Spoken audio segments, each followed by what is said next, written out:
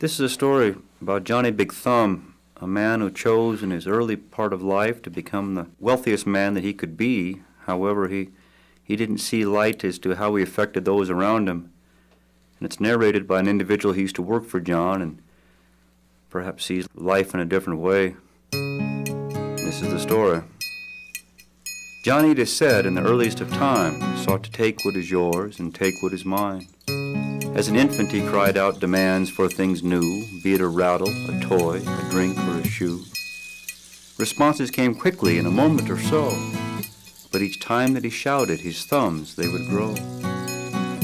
Now at first he was frightened, for it seemed an odd trick. With each hastened response, his large thumbs would grow thick, demanding further action from his servants so true, bellowing commands until the time he was 2.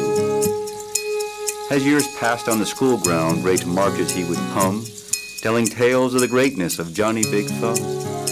Children fell beneath him from the staggering blows. By the great thumbs of Johnny, his belligerence shows. Could he take this much further into life as a man? With the thumbs he possesses, can he take all that he can? Could he gather possessions without a hitch? Would the great thumbs of Johnny soon make him rich? With this thought in motion, he set out to claim riches and glory and corporations to tame. With wealth all around him, a grand house on the hill, men fell to his bidding and hastened his will. At this mansion of marble, I worked there, you see. The years meshed together. Was it 2? Was it 3? Johnny bellowed his biddings from windows above, in this house made of marble, but absent of love. And I, being simple, have few wants in my life, a working man's friendship and the love of my wife. Days of bright sunshine and light misting rain, moonlight on the ocean and seashells to claim. Children to raise in my humble old shack, with oil of lavender rubbed into my back. The sweet sounds of laughter and a barking young dog, the warm heat of a fire from a crackling log.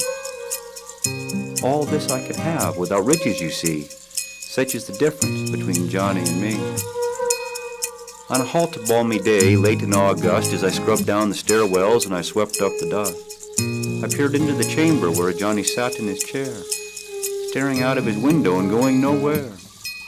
His thumbs had now grown clear down to the floor. His head sharply turned as I entered the door. "What is it, you fool?" he snapped back at me. "When in my presence, get down on your knee." I stood for a moment with nothing to say. Then I quietly turned and I went on my way.